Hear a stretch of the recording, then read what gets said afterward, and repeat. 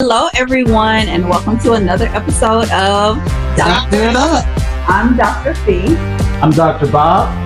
Dr. Pat. So like and follow our Doctored Up page, and please, we want to interact with you guys, so we welcome any and all comments. Thank you. Dr. Bobby, you want to talk about the benediction? I will say, pass the plate. Yeah, let's pass the plate. We are Doctor It Up. Thanks for joining us. Hello, everyone, and welcome to another episode of Doctor It Up. We have another exciting topic for you guys today. I think this will be a fun one, but a really valuable one to discuss. We're going to be talking about boundaries in today's episode. I like how our episodes are flowing with like really naturally from one topic to the next week. Boundaries kind of came up in our last episode. We had a very spirited discussion about a donut breakup. If you didn't catch that, go back and watch that one. So it brought to mind that maybe a discussion about boundaries would be a good one for us to have. And so if y'all are ready, we can get right into it. All right. Do what it do. So boundaries are necessary in every relationship, right? Professional and personal.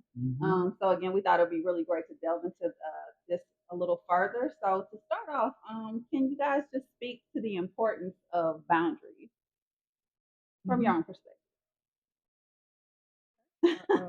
Well, I think when it comes to boundaries, you don't get to decide if they are valid or not.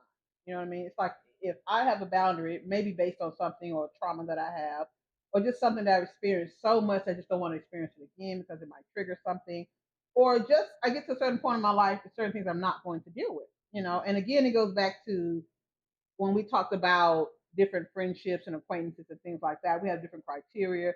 So some things we may allow from some that we don't allow from others. And so my thing is you don't get to weigh in on what the boundary is. You don't get to decide if you're going to cross it or not.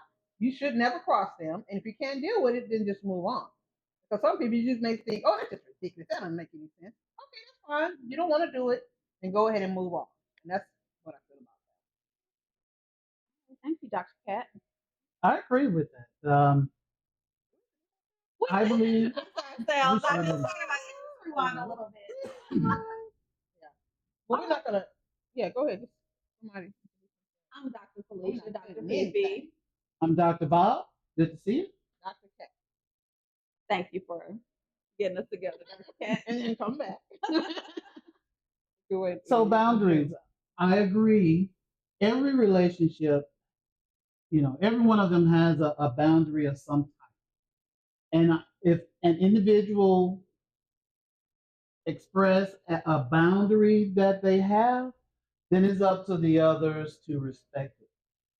We don't know what the reason for that boundary is. We don't have the privilege to evaluate or determine how good or bad or how sensible or stupid the boundary is. We respect it. It's a matter of having a sensible relationship between more than two or more people, where if one person says this is a out of bounds kind of thing or this is where I stop, then that's that. It doesn't matter what the reason is. It doesn't matter if you think it's good or bad. Just in order to have a peaceful relationship, you have to respect one another's boundaries. Absolutely agree. I'm going to push it a little further. We know that boundaries are important in relationships of whatever kind, but just day-to-day interactions we have with people, you just don't want people sort of stepping on your toes, and you're not literally saying ouch and about it. figuratively. Exactly. And so I think it's important for individuals to establish your own boundaries because you can't let others dictate that for you. We can leave that to chance and assume people are going to treat us with a certain level of respect or regard. But that's not always the case, as most of us have probably found out at this point in our lives. And so it's important to be clear on what your boundaries are, so that you can clearly convey that to other people, and so they're not walking all over your boundaries, stepping on your boundaries. So thank you guys for touching on that. Do you guys have an example of a time that someone crossed a boundary with you and how you handled it, whether it was personal, professional, or like I said, one of these maybe one-off interactions? I had a friend. I several, but they don't reoccur. But I had a friend that was in the neighborhood. So I'm at home, and they're like, "Oh, I'm in the neighborhood. I'm about to pop up." No, you're not. What? Girl, down the street. No, I'm not. I wasn't mentally prepared to be around someone. You know what I mean? Mm-hmm. Because I knew they were gonna come in the door, and I was gonna be like, and me, it's so hard for me to hide my emotions. Mm-hmm. I can't do that fake stuff. So, and had nothing to do with her. I love spending time with her, like one of my closest friends. But like, no, you're not coming over here. Well, she comes anyway, right? Oh. And she knocks on the door, Oh. and I simply rolled over and went on back to sleep. Mm. You lost your mind, right? That became a rip for a really long time. She called me up. She wanted to have a conversation. I was like, "You know what I'm talking about? I told you not to come." You know, and it was like, you can't set aside time for me. You couldn't. Just basically was saying that I couldn't find it within myself to muster up ma'am. If you had called me, like, this is the thing. It was, I'm in the neighborhood. I'm 5 minutes away. Yeah. If she said an hour away, I probably would have thought more of it. Sure. And I probably been like, okay, what I need to do. Okay, sleep for 30 more minutes. Yeah. Then get up, kind of get yourself together. And this is another thing, too, I think people don't seem to think about with that particular boundary. Because as my doormat says, did you call first? And if you call and I say no, the answer is no. Because I was going to do the other mat, but I thought, don't be too mean about it. We're going to drop a picture of Dr. Cat. It's not joking. My mat, and then the other mat I was going to use. But I said I didn't want to be rude about it, but I just want to let you know, right? Yeah. So basically, yeah, I probably would have gotten myself together, within an hour and all that. But no, I could not, because when people come to your house, I wasn't house ready, and I know a lot of people don't live like perfectly, and I don't either, I live in my house. So there's going to be things and places, but when I know someone's coming over, I want to get it to a certain level. And I didn't know. And then people be like, oh, this is what they always say. Oh, we don't care. I don't care what your apartment looks like. I don't care what your house looks like. Girl. And then they'll come in and be like, oh, what's going on here? Like, no, if I don't want to stay in my sink for 3 days and then you show up on the third day and I don't feel like washing them, I'm not going to wash them. You see what I'm saying? And it could be whatever reason. If I say don't come, don't come. You don't know what kind of day I'm having. You don't know what happened to me that day or the day before. And then it becomes your inconvenience. No, your inconvenience is me. Yeah. Right. Yeah. And so now there are times that I might be like, yeah. And so I'm not saying don't ask. I'm just saying when I say no, the answer is no. Mm-hmm. Well, I mean, we're still friends to this day, but not as close. Because some people just get so offended and they can't get past it. Yeah. And I'm okay with that too, because that boundary is not going away. Well, if you ask a question, be prepared to hear the affirmative or something negative. Right. Either way, you just got to be fair with yourself. Double back around, because there's co-workers that have lost their minds. Oh, I have a coworker. Family members. It's not a coworker. Bosses. Yeah. Oh. It's not a coworker per se, but my example is I've had coworkers, bosses, everything. Yeah. So, but I gave a friend one. And so if we have time, I might come back. That's fine.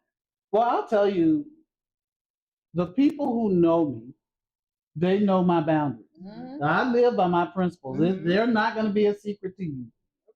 It's not going to be a secret. So don't be crossing over those things. But I have had one. It really wasn't a major crossing, but they were trying me. I had told them. In your face. Right, yeah. Like my one of my previous Mm-hmm. bosses tried me. Being second in command at a school, he would say, "Well, we got this group coming over on Saturday. Can you be here?" On Saturday. Now, look, I told you before I took this job. I ain't working on no Saturday. Yeah. I'll be here early every day. Yeah. I'll open up the building. Yeah. I'll be here to turn the lights on. Yeah. And if you need me to, I'll be here to shut them off. Right. Monday through Friday. But on Saturday, come on, Big Red. Don't call me. My office hours are Don't call me. 9 to 5. Look here. Let me give you my card. Since we just met. Yeah. Look, girl, please. And I tell them just like that. Oh no, I ain't doing that. Nope. Yeah. And I'm honest, and I'm real and clear. I will answer my brother like that. No, I ain't. No. So my boss, when he asked, I'm like, no, nope, not doing that. I don't work for you on Saturday. Now I give extra all week long. Sure. old dark 30 in the mornings, I'm in there. Suit and tie, booted, ready. I'll turn the lights on and get the air right for you. Yeah.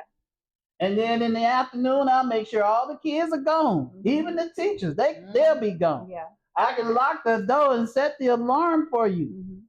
But on the weekend, don't call me, don't press my number, don't text me, don't ask me to come in. Nope. Don't pass go, don't collect $200. We don't play like that. Yeah.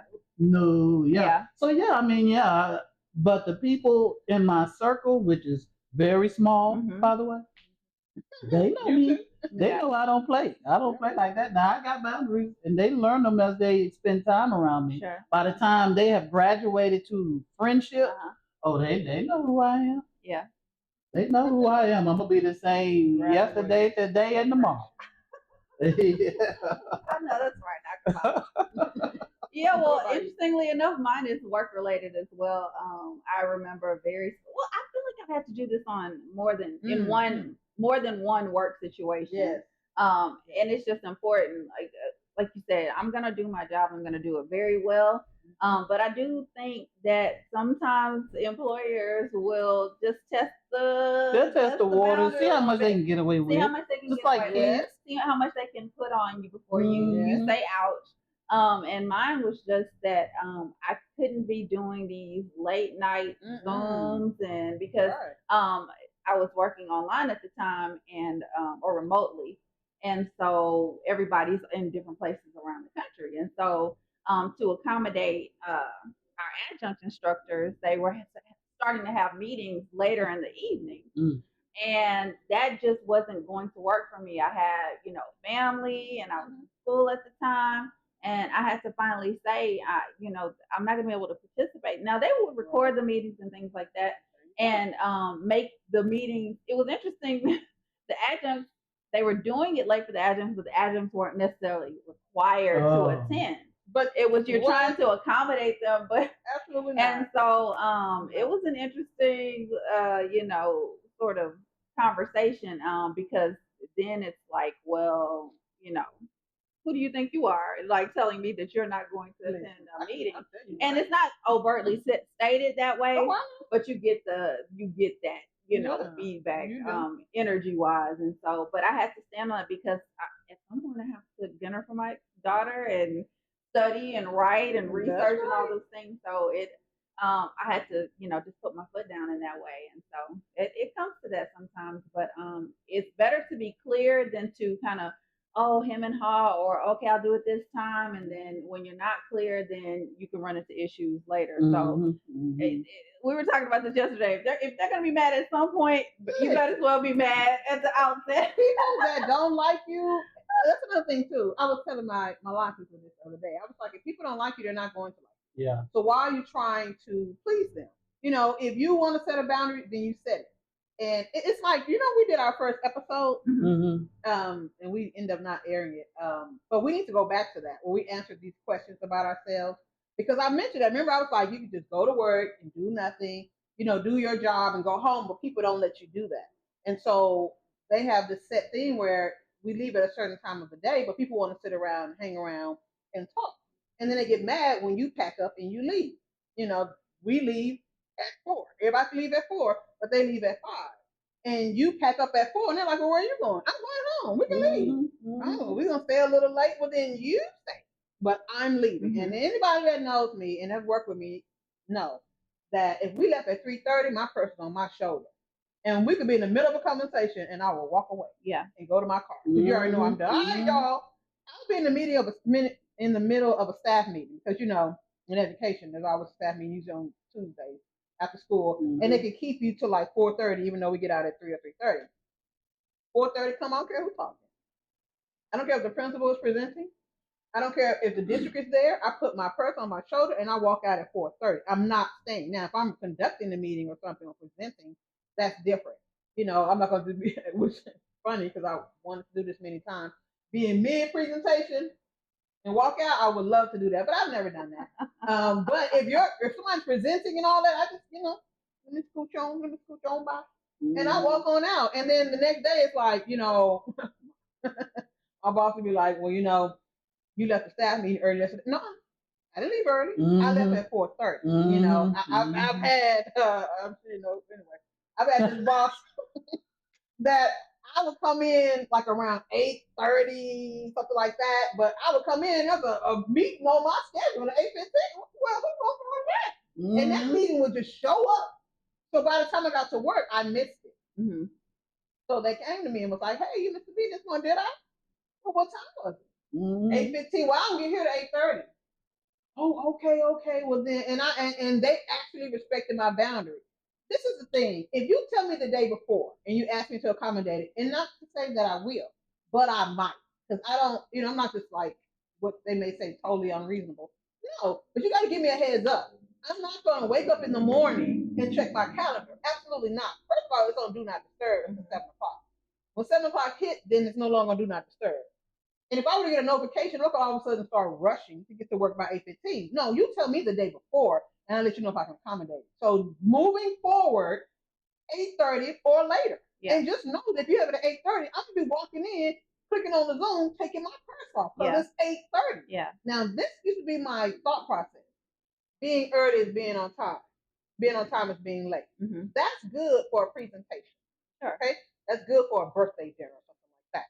But if you start paying me at 8:30, then I'm gonna get there at 8:30. Now, if I decide to come early, that's my free time. You don't get to tell me to do that. Mm-hmm. And if I stay after 4:30, that's my free time. But to demand it, that's a boundary. And I don't play when it comes to that. Because you can have every key card or whatever, and I'll just walk out. And you may be like, oh, all that, you're gonna lose your job over that. I will. Because you gotta set boundaries with people, because what they do, they test the water. Sure. Yeah. And as soon as you allow them to do it, then they're like, oh, okay, well, we can just ask her to do it because she'll stay late. No, her won't. Nobody asked me to do stuff like that because they know better. Mm-hmm. You know what I'm saying? And I hear people grunt and complain. I be thinking, well, they know better than ask me. Exactly. They do, because I told them. And Doug, for that very reason, I think it's important, especially when you're going to a new job, to let people know what your boundaries are. Don't hide that from people. No. Set that up front. So that, yeah, eventually it's gonna come up anyway. Yeah. It is. So it's better that it come up front, early, so we can go, decide if we want to do this or not, rather than get halfway through this ordeal and now you mad, I'm mad, and now I got to be looking for a new job. Because now they just say, oh, I know she's not staying after school, so can you do this for us? Right. Can you do this for us within a day? Exactly. I sure will. There you but go. then the person after school, they're complaining. Well, you didn't set the boundary, but I said it. I never said I wouldn't help. I just said my help has to happen within 8:30. You know what I'm saying? That's when the help happens. Because if I work at home or work later, that's my choice. You know what I mean? Yeah. And I like that. Listen, I would always go above and beyond. That's just who I am. Yeah. First of all, it was baked into me from birth, I think. But even when I left home and went into the military, above and beyond was just baked into me. So I take that with me everywhere I go. So when I show up for work, I'm typically one of the first ones there. Not many people gonna be there before me. Right. Not many people gonna be there longer than me. That's true. And not many people gonna make it there as many days as I do. That's true. Yeah. I'm gonna be at work. So if you want me to do something on Friday evening, even though I'm off the clock or supposed to be off the clock, to get you ready for Saturday morning, oh, by all means, I'll knock that out for you, no problem. I'll get it done Friday before I go home. Yeah. But don't call me on Saturday night. Homie, don't play that. One of my last and my 2 positions back. Okay, go ahead. On a Saturday, we were giving out book bags. Yeah. And look, I remember that. I don't do Saturday. I was gonna volunteer and do it, but it wasn't the first thing on my mind on Saturday morning. And while they over there shaking hands with the superintendent, the mayor, senator, and everybody, girl, please, you better go. Where you been? Washing my car. Washing my car. I thought we never really talked about it. I just thought we just all knew that we were doing this. You know what I mean? I didn't want to go at all. But I was like, okay. Because I was fairly new there when we had to do that. I was like 6 months or whatever working there, but still, I'm growing up. I was mad because I was thinking to myself, I wanted to do that. I was so Washing jealous. my car. I was so jealous. Like, and then it's funny, gotta get the pictures, and I was like, well, where was he? Oh, Yeah, I was washing my car. When we get ready to take the table test. Yeah. That's how. And look, that was volunteering my time. Mm-hmm. You know, It's true. but it made sense. So I was just jealous, really. Yeah. I was like, I should do that. I told them up front, I don't do weekend. Well, Yeah. something that both of you all kind of touched on that brought something else to mind for me is that you were dedicated to your jobs and doing a great job during a specific amount of, set amount of time or the set schedule.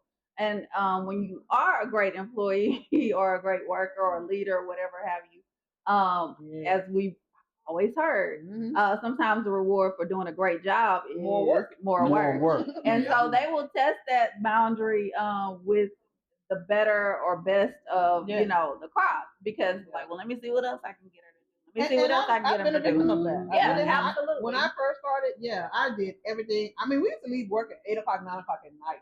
We used to come in on Saturday, do Saturday schools, and get paid for it, but we would come in, do an extra tutoring because I knew my students needed it. So that was a big deal.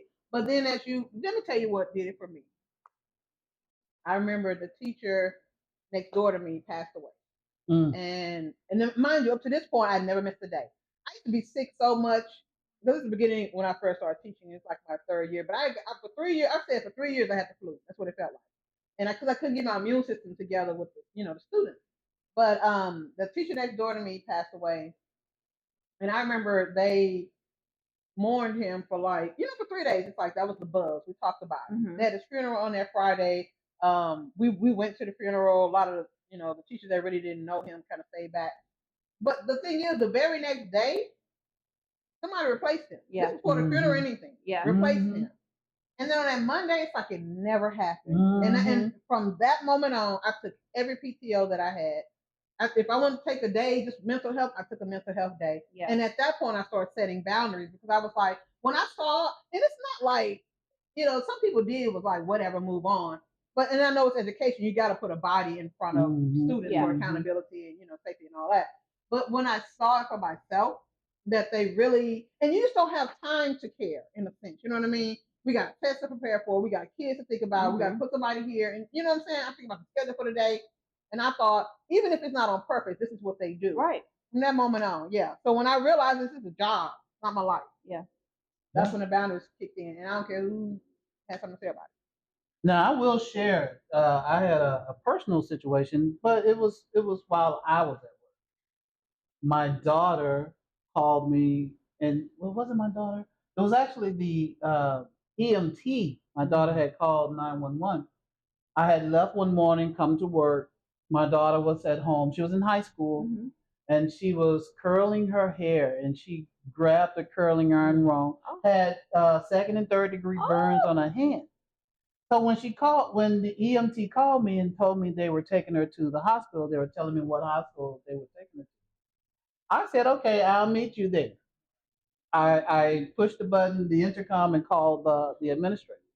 Say, you better get somebody in here. I'm getting ready to leave. She asked, where are you going? I'm going to check on my daughter. She's at the hospital. She has second and third degree burns. Well, do you have to go? What? Look, I just gave you a courtesy, lady. Right. I should have just walked my butt out and left these folk here. Right. Because these are somebody else's kids. Yeah. Right. My kid is in the hospital. Yeah. You hear me? Yeah. I'm going. That's my boundary. Yeah. Don't mess with me and my family. The chairman. The children are important to me, especially mine. You better go. That was a courtesy. I was not asking permission. I'm leaving. Yeah. So you better get somebody in here. Because you say yes so many times, and then when you ask for a favor, then well, not even a favor. That wasn't no favor. This is what's happening. I need understanding because this is what's happening. Yeah. You know what I mean? I need you to think differently. Consideration. Right. And then when they don't, so that's another reason that people set boundaries as well because they've been burnt in that way. You bend over backwards for somebody, and then when you need just that little bit, it's like, well, no, I'm not gonna be able to. Man, you gonna see my back. That's what you gotta see. Yeah. I'm not even gonna let you finish that sentence. I'm telling you that I'm leaving. I'm not even asking. That was and just the fact that I have to ask you, that's crazy. That's crazy. Yeah. Yeah. But one thing for sure, no matter what happens from that point on, if I say It my was family good. need me, They know. they know I'm Right. gone. Right. Well, we better What's get somebody understood in there. doesn't have to be. Well, look here. There you go. Understood. There you go. You call it what you want. Right. Now, if you want to fire me, go ahead on. I'll find a job. There ain't no problem. If I have to dig That's a gonna ditch, allow me. Yeah. to tend to my yeah, family. but I'm gonna walk Because off. that's a no-brainer. That's a Yeah. You no-brainer. don't have to justify it and explain it, Yeah. and then feel nervous about your job to go take that. That shouldn't Yeah. even be a thing. No, Yeah. no. But it is. But I Look, believe that that happens, and I have a family member who this happened to. He was working for a particular boss, also in the education system, but he did not mind making these big encumbrances on his time, and so he was working well into the evenings and pretty much every evening. And then you realize, oh, it's because she doesn't have a family, so that's not a value for her. So you that's can't another expect thing. people to have, Yes. hold your values if that's just not a value they have. That's why you have to be clear about your boundaries, Right. Yes. because everybody's situation is different. And even if sometimes people do have families, but they rather be at the They job. rather be at work. Listen, and that can happen. It can happen that way too. So I just thought I would throw that in there. Yeah, because I've been single forever. You know what I mean? And I don't have kids. I have pets, right? But I don't have kids. And so when it was time to do something, they just automatically thought I was saying no. And then the first thing they would say, now this when I first started teaching, and they'd be like, "Well, what do you have to do?" And I was like, "Well, and they'd be like, "Come on, But as I became a veteran teacher, they didn't open their mouth to be like, "What do you have to do?" Because the look I would have given them, Yeah. nothing. I'm literally about to go home and get in my bed and probably watch some YouTube or Netflix. Well, it's like really that. none of your business. That's the thing. And that's It's my it. time. And I That's don't care if, we're in such a bind. You know how they do it. We're in such a bind. We really need to help. If you can just give them an hour, I can't give you anything. And it's but then that changes the relationship. Yeah. Once they feel like, okay, well, this person's not going to go above and beyond. But I do all day, every day. Yeah, exactly. They don't know the days that I go home and then do extra work to make sure my students have what they need. You don't know anything about that. And then in the midst of all of that, now you're asking me to give you more, and I say no, and you got a problem with that. So yeah, have to have your boundaries. You do. have to. And if I may, there's one family one that came up. Okay, sure. I've been blessed to come from a large family. Okay. There were 9 of us, 7 boys and 2 girls. You kidding? Yeah, girl. I'm from the country of Mississippi. That's where we do it back there. Well, I had one brother with a couple of bad habits that kept him broke. He knew that I did not like to spend my money. I'm a saver. I'm an investor. I like to do something wise with my money. Well, he asked me for my money for his bad habit. Now, he knew I wasn't going to give it to him before he even asked. Because we had already set that boundary up years ago. But when he asked me for it, I guess he was just going to try it anyway. And when I told him no, that brother wanted to cuss me out. My brother. Oh. You better go. You going to cuss me out over a boundary that you knew I had from years ago? That sounds like no displaced aggression. Well, I don't know what it was. I thought he was just stupid. Yeah. So look here, I met stupid with stupid. Now, I ain't gonna tell you what I told him. Tell us what you thought. No, you don't want to hear that. It's just clean. Dr. Cattle, she'll put the beliefs in there. The beats and beliefs. I am a believer that you meet people where they are. So if they want to be real stupid, you be real stupid because that's what's going. They're gonna understand that kind of language. When they go low, you go to hell. You look here. Look here, at least for a minute. At least for a minute, I'm gonna peep in. I'm gonna peep in. You better go. Yeah. I'm gonna make sure they understand me. You can feel me. So they can feel it. So they're gonna feel that. And if nothing else, they know that boundary that I had years ago is still a boundary. It's still there. Yeah. Now, if you don't touch it, we good. We good. But now if you start fooling around with it, you gonna reap the repercussions now. Oh, girl, you better go. All right. Yeah. Thank still y'all. love it. That was a good one. Yeah. Y'all got a lot of examples. Got plenty more too. Now, here's a good one. See if y'all got some examples. An example of a time when not being clear with your boundaries it bit you in the hind part. it cost you or nearly cost you really big? Not being clear, and then it ended up costing me. I don't know if it fits that, but it might. Try, try. Because this is the thing, you know, when you think you're dealing with rational people, right, and people with common sense, you would think that some things don't have to be spoken, Yeah. right? Um, so say if someone's borrowing money, Mm. and this is the thing, right? When someone sends you the outline of how they're going to pay you back, right, or a deadline, everything, tell you I'm gonna do this on this time, this is and whatever. Then they continue to communicate with you even when they cannot, like, oh, I need this, And me, I'm a very lenient person because I'm a very giving person, so I'm very lenient. Life happens, and I've been in situations before where I had to borrow money. So I kind of have grace with that. But when you not paying me back, but living the lavish lifestyle, right, or you're doing big things, and I hear about it, I'm gonna be like, and then when I reach out to you and say, well, hey, it's been over 6 months. Like, when are you going to start back paying or whatever? And then they basically say to you, I got your cash app. Oh. You'll get it when I get it. Oh. Okay. And so for me, I'm like, did I not communicate well? My bad. Because I thought when we initiated this, we talked about how that was going to be paid. Yeah. Right? And then I'm like, how are you incurring another debt? Because I knew of something that happened without paying this debt. Yeah. Now, and I'm a reasonable person when it comes to that, especially when it comes to somebody that if I'm willing to let you borrow money, then I love you. I gotta be loved. Yeah. We gotta have some kind of deep relationship. So, let me hold on. You know what I'm saying? I don't know. I'm talking about that on camera. I'm willing to be lenient. And if that person had come to me and said, hey, I want to do this, I knew what it was. It was a big deal to me. Therefore, I knew it would be a big deal to them. I would have co-signed that. I would be like, all right, well, I see what you're doing. I see what you're doing. So let's just wait. Let's 2 more months. Then can we pick it up then? You know what I mean? But not I got your cash app. You'll get it when I get it. Okay. And so, of course, that wasn't going to, I'm going to let that fly. Yeah. So I said what I had to say. If I had to say, enjoy your life, go on with God because we're done at this point. And I would say this wasn't the first time that this had happened, right? But the fact that someone crosses the boundary of the relationship. Yeah. Because for me, if you have any kind of respect for me or any kind of consideration of what I've done for you, and this is the thing, don't come to me like, oh, you got it.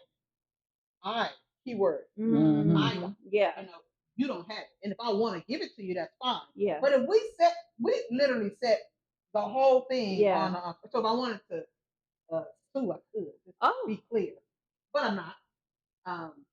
Well, we'll see. But anyway, if I wanted to, I could because it's in writing. Yeah. This are the parameters that we set. And then but this is what happens, right? As soon as I set that boundary of no, I need you to tell me when you're going to start back again. It became, oh, you don't really care about me. Oh, you haven't, really been in my life. Oh, I haven't been in your life, but you were able to come and ask me for money. Yeah. You know what I mean? So don't start switching up what the story is. And so that's a time I felt like, so I guess that could fit in there, like, but I felt that was understood. We had, and for me being very lenient, when you had to take time off from paying me back, I was like, okay. But then when I asked you, all of a sudden it's you know what I'm saying? Yeah. So I was like, was I not clear enough? I know I was. Yeah. But maybe I needed to reiterate. So maybe that was a time when I just, but I thought that was common sense. We already put the parameters in writing. Yeah. And then you did that. So, but I said, clearly I wasn't clear. Because this person knows me and they know better than that. But this is how they responded. So maybe that was time for me. I'm going to give them that grace because I really don't think they could see it that way. They probably see it that way. Well, for me, as an adult, I don't really have that because, when it comes to my boundaries, I make them known. We talk about those, in depth. So there's no ambiguity about where I stand on. And I think that's the best way to have relationships, no matter what type they are. Communicate well, communicate often, clearly, Yeah. and that way you know where the rails are. You can Yeah, stay within that. absolutely. Yeah. If And you truly value that person, Yeah. And you I agree with respect that. it. And I know I'm a clear person. Mhm. You Yeah, anybody yeah. knows me be like, oh, she gonna say she got a fake, but this is the You've been thing. clear as long as I've known you. Yeah, but people are crazy and people are weird, and sometimes they get outside themselves and they will still cross it. You know what I mean? But that's why it really takes me there when I really get upset because you know how I am. And you made a conscious decision knowing everything you know about me to be like, I'm gonna do this anyway. That's why I was so willing to be like, oh, you can go with God. You know what I'm saying? So, We are done. For that situation, Dr. K, I think you were clear. I think that was the Girl, person that I'll show you the text message. pushed the envelope with you, and then you activated a boundary. Like, oh, so another one. Yeah. Another one. Yeah. Another one. And then gaslighted me. Yeah. Oh my God. And People so be doing a lot. For me, you said something you like very kind of almost a throwaway, but when you said now you know how to kind of set boundaries and things like that because of where we are in life. But the point I was going to make, or the example I was going to give, is being a young wife, marrying sort of young, and so you don't really know that all these conversations around values and expectations should happen prior to. You just kind of we go in with certain expectations, and like you said, you just assume that we're all kind of on the same page. And so a couple things to that point are in relationships of any kind, conflict is going to arise, and so that's a time to establish clear boundaries. It gives us opportunity to do that, and hopefully everybody can get on the same page, and we can continue moving forward. But it's also an opportunity to see, whatever the relationship may be, can we move forward if you are not willing to respect my boundaries with regard to whatever the case may be. So I would say, as a young person, as a young friend, as a young wife, I learned I had to kind of bump my head a couple of times to learn, okay, you need to be clear about what your expectations are, or clear when something happens that, okay, this isn't gonna fly. This ain't gonna work for me. And so, and then how do we move forward productively, and so that everybody's good. And so I would say that was probably a time where not having clear boundaries kind of came to bite me a little bit. But it's an opportunity, conflict, challenges are opportunities. I think I know I shared with you guys that I'm a man of principle, and I live my life based on those. They rarely change. In my relationship with my wife, she knows exactly who I am. I'm very simple. I'm not very complex. I'm not going to hint around and get you to know certain things or to think a certain way. I tell you what I think and feel. It may or may not hurt your feelings when it come out, but I'm gonna be honest with you, and it's gonna be the same yesterday, today, and tomorrow every time. So there's no need to get outside of that. You know who I am. You know that. You know how I communicate. So I mean, there's no surprises there. But I can recall something that happened. I guess it's sort of like that, where someone crossed boundaries. But I was a kid, and again, even at that time, I lived by principle. It's just how I was brought up. But as a kid, after church one day, we had our pastor to come and visit our home. And I'll never forget it. We had fried chicken and spaghetti. Chicken and spaghetti? Yes. On Sunday, girl. Nothing like it. With some hot sauce on the spaghetti and the chicken. You sound hungry. But anyway, everybody in my house knew that I eat drumsticks. Everybody knew that. Now we got a whole chicken. You know, there's only 2 drumsticks. I expect to get at least one because everybody in this house knows that's what I eat. Now, my train of thought was, I contribute to this family. I work every day. I don't bring home the paycheck. When I work, my parents get my check. And I understood that it was what was needed to sustain the family. But as a reward for the hard work that I did within this family, I need a drumstick. They go give me at least one. Throw me that drumstick. I'm gonna get me at least one drumstick. Now that my family knew that, and they respected that. That was my boundary. But girl, the pastor didn't know that. He didn't know. And you know how Southern folk are. They feed the guests.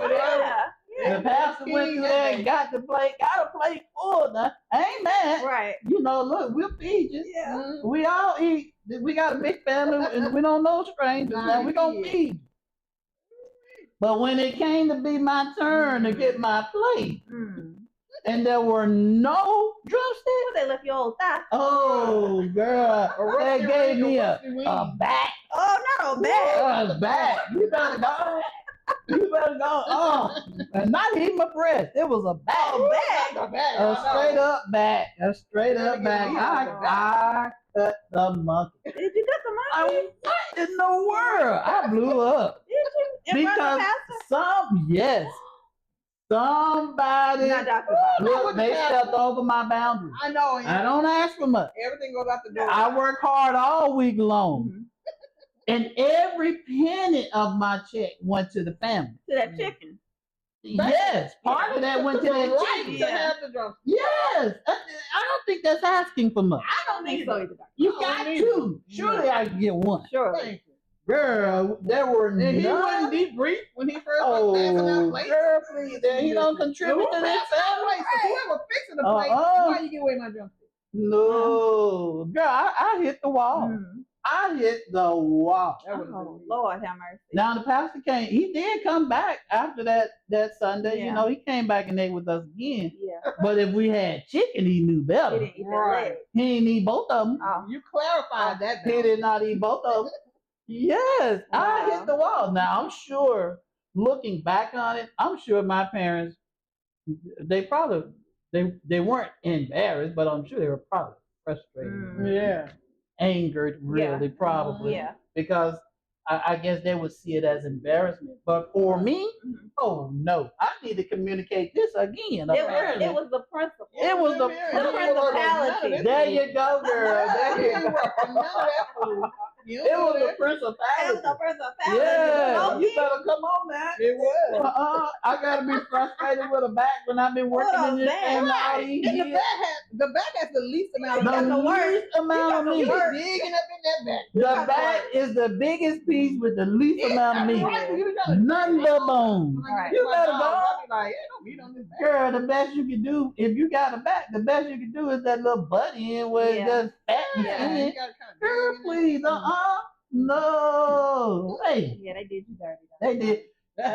He did me dirty. Did you dirty? He did me dirty. Yeah, But he ain't do it no more. not anymore. And I still liked him. Yeah, it wasn't personal. It wasn't personal. It was the principality. It was the principle of the thing, girl. You better come on. I still liked him. And went to church every Sunday. Yeah. And sat within the first 5 rows. Yeah. You better go. But look here now. Just look, if you come back and we happen to have chicken, Yeah. you better leave me one of them drumsticks. Yeah. Yeah, that's out of respect right there. Okay. Yeah. Thank y'all. Thank you, Dr. Bobby. That was I learned something today about you, and I know how to conduct myself accordingly. Yeah, look here. Look here. I got a A boundary. bucket of chicken. We know how that's gonna go. I need at least so, one. I'm gonna give it up. so what do y'all think keeps people from establishing healthy boundaries or maintaining or enforcing those boundaries that they've set?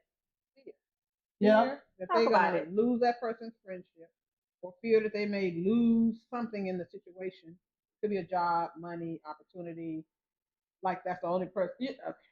Like that's the only person that can do that for them. You know what I mean? But for me, in order to have a peaceful life, in order to not lose my dignity behind some old foolishness, or lose my dignity behind me respecting someone but them disrespecting me, I'm going to set the boundary because you have to be willing to lose in order to do it. If you consider it a loss. Because for me, at that point, it's no longer a loss. Now, when I used to allow people to cross boundaries, for one, I wasn't communicating them when I was younger. When I mean by younger, I mean like high school, maybe early college. I wasn't communicating them. But for me, I had to get so frustrated behind the scenes or go home and be pissed about not saying certain things, holding back, which is why I was saying I don't hold back now. Because I remember how frustrated that felt. And I was like, you willing to feel this way for this person to feel good, Right. or do you want to feel good too? Now we can Mhm. come to some compromise, which I'm not a big compromise to be honest, but I can be reasonable in some situations. But for me to let you have everything that you want to do, Mm-hmm. and then let me go home and be miserable, I was done with that. And I had to come to a point. You come to a point in life on a lot of things where you have to draw the line. Absolutely. And drawing the line means being willing to lose. But for me, I believe I can get anything back. You know what I mean? And anything that's for me is not going to cost me strife. So if I set a boundary and you cross it and I lose you, then I'm meant to lose you. Mhm. Like you can go ahead and go. But I think it's the fear of, oh, and this is another thing too. I think you can really think about your own dignity, and how you really feel about yourself. You Yeah. really love yourself. Yeah. Because you really willing to let somebody walk over you or sit over here and be miserable just to save some relationship with Yeah. them. Who's more important? Yeah. I'm the most Yeah. important. Yeah. I'm telling you right now. And so I don't care how great I think you are. I don't care if I know I'm going to miss your friendship. You can go. And it needs to get to that point because then that becomes you sacrificing yourself over and over again for the fear of losing something by letting people cross your boundaries. Absolutely not.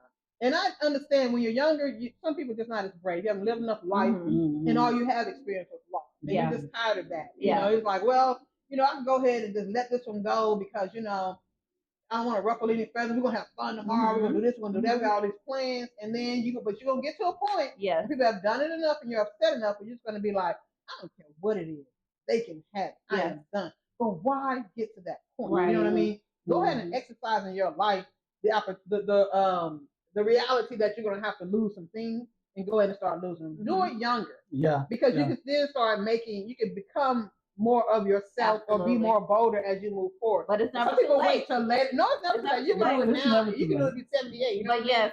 yes, the younger the better. The younger, Yeah, I think the younger the better. It'll Because improve your quality of life, Yes. the quality of your way relationship. Yes. the way I could have soared sooner Mhm. if I had set some boundaries. Oh yeah. And I don't care. And this is my thing too. You don't have to do it rudely. You can do it respectfully. Mhm. But even children set boundaries because adults sometimes they will overstep with children. Mm-hmm. Set that boundary and talk to your parents about that and be like, hey, you did this and ask them not to do that. Okay, well then go back respectfully and ask them not to do that again. If they're not, then I'll insert myself. You know what I mean? But give kids that opportunity to do that because the younger, the better. Get that fear out of your mind. You're not losing anything. If that person didn't do you right and didn't listen to you, didn't respect you enough. This is the thing. And I was wondering if you want to ask this question. You might have it. I don't know. But when was the time that we have crossed the boundary and didn't know it, or crossed the boundary because I don't cross boundaries that I know, but I crossed the boundary and didn't know I crossed it. Somebody had to tell me I crossed it. But I thought about that person and I was like, I like this person, and even though I thought I wasn't doing anything, they said I was. Yeah. So I had to think about it, and I corrected that, and we moved on to continue to be friends, and everything was great. But I had that little selfish ego moment where I was like, that ain't even important. It's not a big deal. But it is important. And it was important. It was important to me to keep their friendship because that wasn't worth it. You know what I mean? So if someone looks at you and cross your boundary and be like, oh, it's worth losing your friendship for them to get their way, then they're not worth being with you anymore. Then that could be romantic, friendship, coworker, whatever. For me, it was a coworker, an acquaintance. Somebody I never even talked to when I went home, but I respected that person enough to be like, well, you know, and it was an age difference. Oh yeah. I've had a It was an age difference too, and I was doing my thing as a younger person. Yes. And what I was doing, she felt was very, very much rude, but it was what I did with my friends and how we kind of socially interacted. But she was an older lady, she was I have almost an identical she was situation. like 15 years older than me. You're right. I wasn't even 30 yet. Yeah. And she was like 45.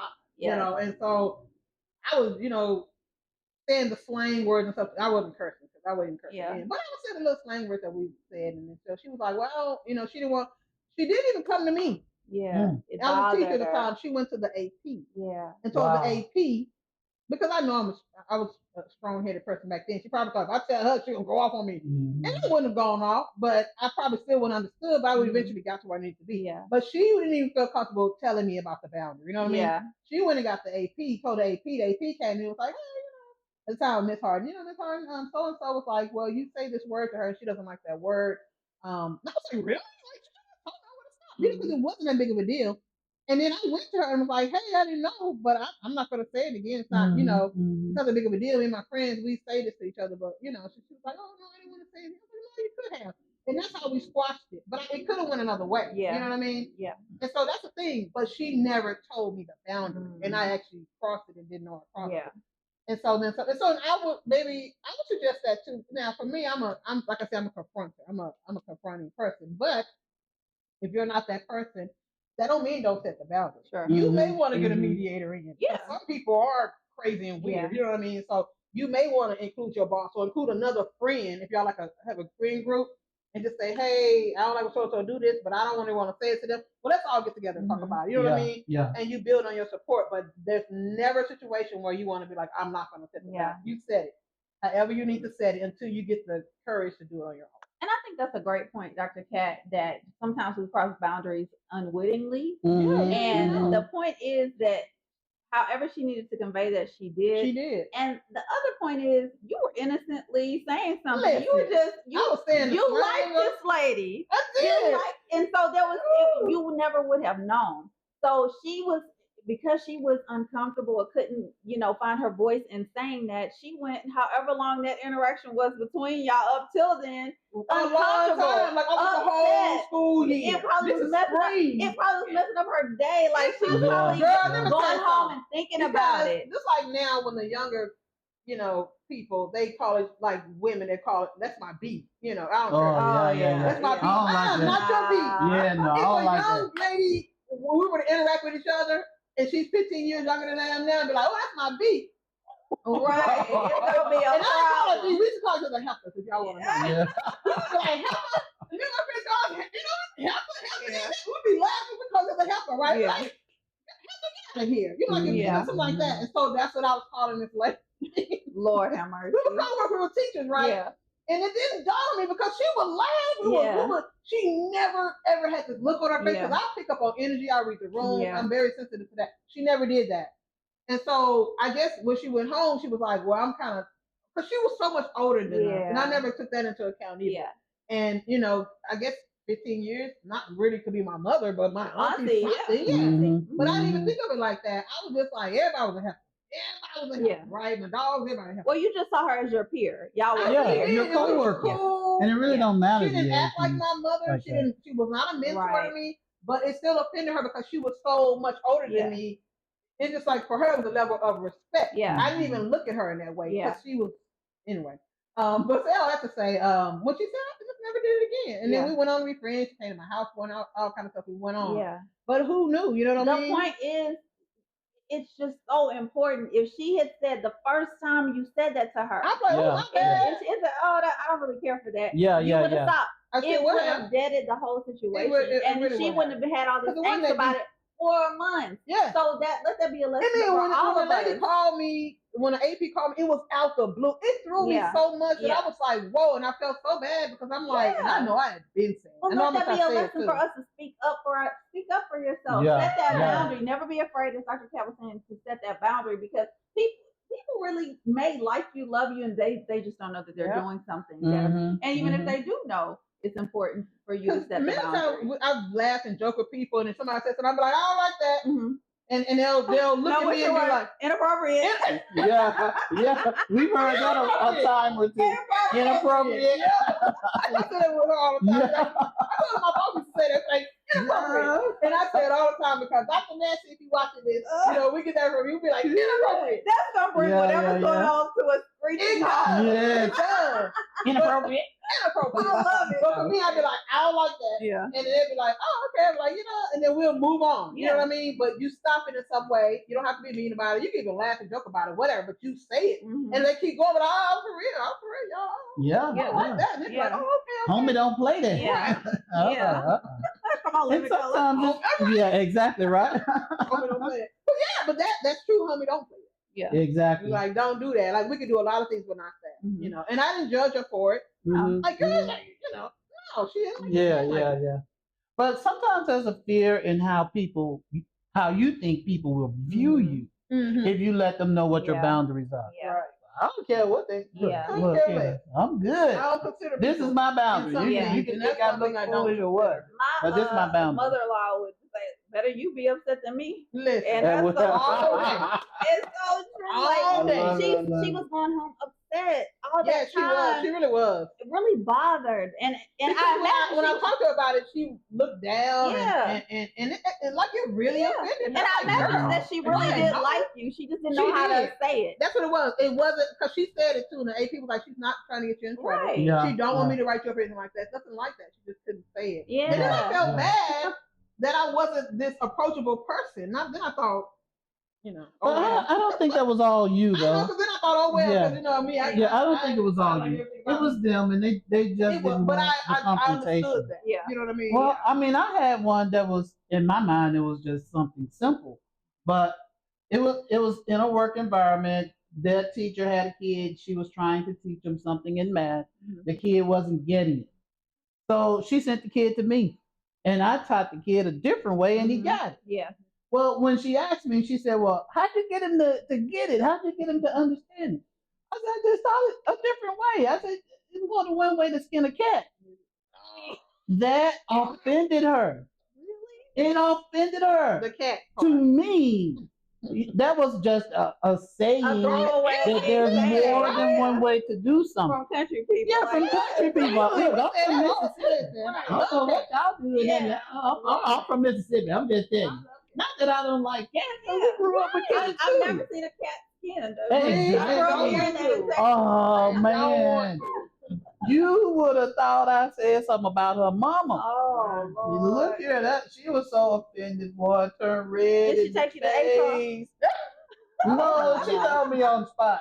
Well, good. Now, initially, I'm thinking, what? Yeah. Yeah, but then you gotta kind of But then I thought, okay, to it. Yeah. Yeah.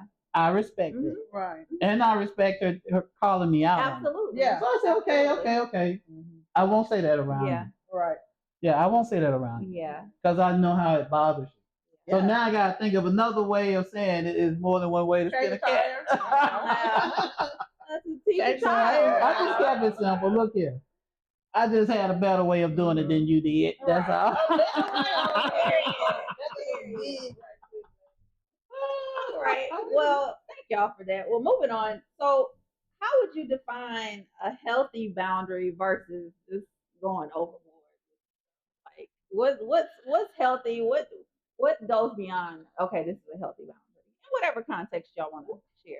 Well, may I first? Because on the surface, I'd have to experience what you would call going overboard. Because what I might think is overboard is just foundational for Mhm. someone else. Mhm. So I believe if someone cares enough to share their boundaries Mhm. with you, if you care enough, you should be able to respect Sure. them, especially if they don't infringe on your rights and privileges. You know what I'm saying? Like, you can't have a boundary about how I treat myself. Yeah. You know that's me, because I got boundaries. Yeah. So I don't want your boundary to infringe upon mine. But for the most part, Mhm. I haven't really seen it what might be called overboard, Yeah. overbearing boundaries. Yeah. I don't know. What do you think, Doc? This is what first came to mind to me. 'Cause, yeah, I have this one friend. Who's a bit much. So when we used to go hang out, like go to clubs and stuff, and if it was a guy that she liked, not dating, they don't know, probably don't even know she exists, right? But if she spots him first and decides that she wants him, I couldn't even look at him. Oh. I couldn't even physically with my eyes look over there. Why are you looking over there? Don't look over there. Oh. Here I go. Okay. He's over there. Don't look over there. And I was just like, and I respected her boundary. I didn't look over there, but at the same time, it made me so uncomfortable. I had to ask myself, okay, now she crossing my boundary. Yeah. First of all, Yeah. who don't tell me what to do? First of all, because I don't like that. I don't like that. I should be able to look over there and avoid him, but I should be able to look over there. Like that really threw me. But in the moment, I immediately didn't do it because I'm like, this is my friend, I'm not doing it. I'm doing it. But now it gets into the situation where her boundary is crossing my boundary. Mhm. And that's when it becomes unreasonable. You know what I mean? And so then I got to sit here and be like, well, every time we go out, first of all, she's always checking for somebody. So I'm always have to look to the left. Yeah. Like, how am I going to enjoy myself? I want to look to the left. And why are you bringing? If you don't want nobody to see it. No, it's just a random person. dude in the club that she decided she wanted. And I couldn't look over there. Because, okay. When we were together, and they would come up to us, then they would want to talk to me. That's right. I figured So that it was was a the don't look issue. over there, because if you look over there, I could say he would come walking over here because it's happened so many times. Mhm. Me not knowing, you know, Yeah. we say we chilling and everything. You know how a group of guys will walk up on a group of girls, Yeah. and then they start picking, you know, all that kind of thing. Or it's 2 girls, 3 boys. Oh, they done picked before they walk over That's there. what I mean. Yeah. And so they got nothing to do with me. You know what I'm saying? But then it became don't even look over there. You know, so I didn't look. But then I thought absolutely not. I should be able to look. So then it made me not want to go out with this person anymore because then I was like, oh, we in competition for something I don't even want. Yeah. You know. So then it made me uncomfortable. So now that's my boundary because you're not going to put me in a situation where I'm uncomfortable and think I'm going to stay in. That's a boundary for me. Yeah. So it becomes unreasonable when your boundary crosses my boundary. Because then we got decisions to make. Yeah. And what I made about her was we won't go to the club anymore. Yeah. We remain friends, but when she be like, hey, let's go, Yeah. Yeah. I think that's key right there. Yeah. When their boundary crosses yours, Yeah. look, hey, we don't need to be hanging out. We don't need to be together. No, we could only go have lunch, you know, go shopping because she didn't seem to, you know, find anybody that she liked when we did stuff like that. But as soon as we went to a club or a social event, you know, like where it's music, men, and drinks or whatever, I had to look to the left.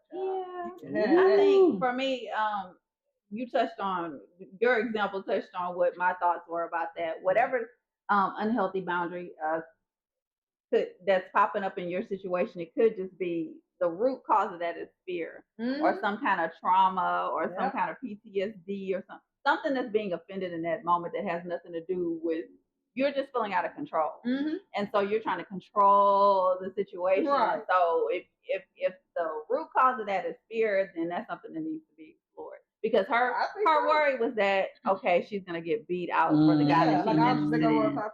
You know, everybody wants you. Or sometimes in dating situations, when women or men set these, you know, ridiculously, you know, or absurd sort of boundaries. Around, y'all don't talk to him. But don't bring him around because you think we're those kind of friends. Yeah, and so maybe stuff like that to me is unreasonable if there hasn't been a history established where we know in past that has happened. So let's make sure. Yeah, she had one in her head, history in her head. I know nothing about that. Yeah.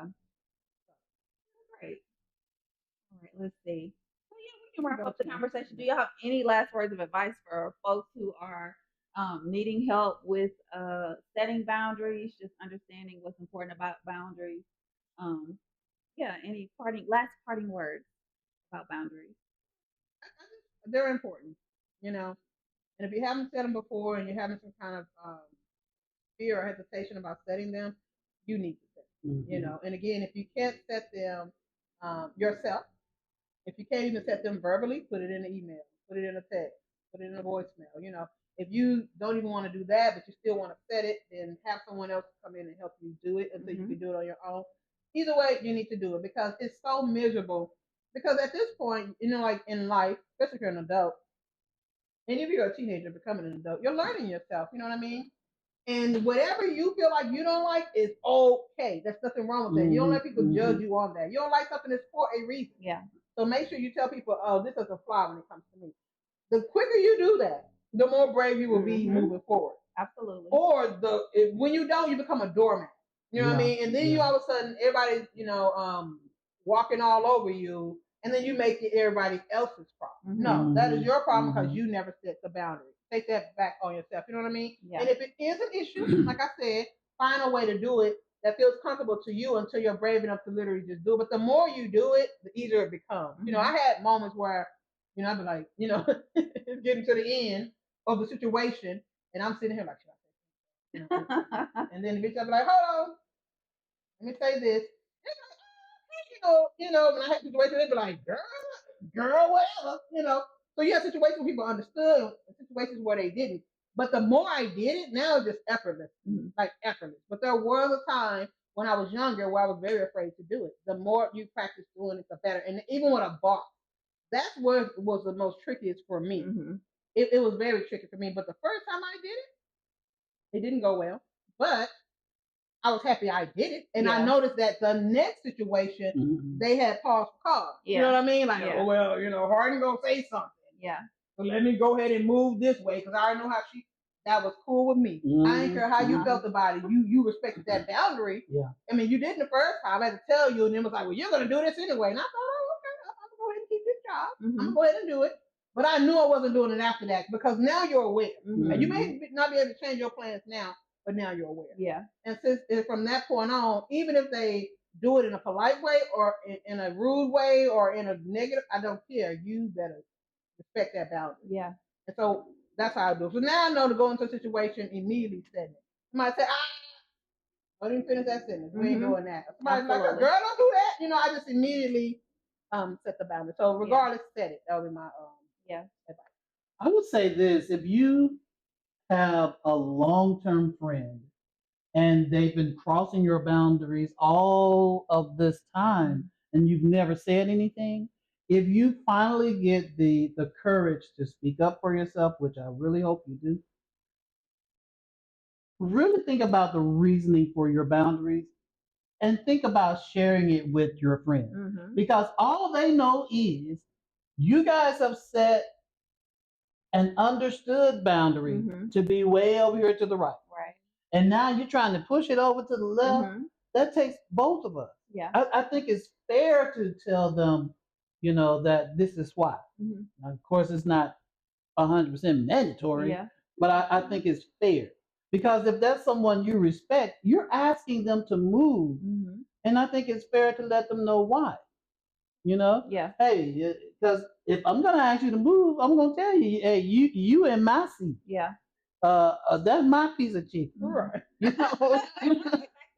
Yeah, hey, yes, You stay long, you are leaving. Yeah. And look, you ain't gotta go home, but you gotta get out of here. Yeah. That kind of thing. But yeah, at least consider, especially if they've been your friend for years and you guys have operated by a certain set of rules.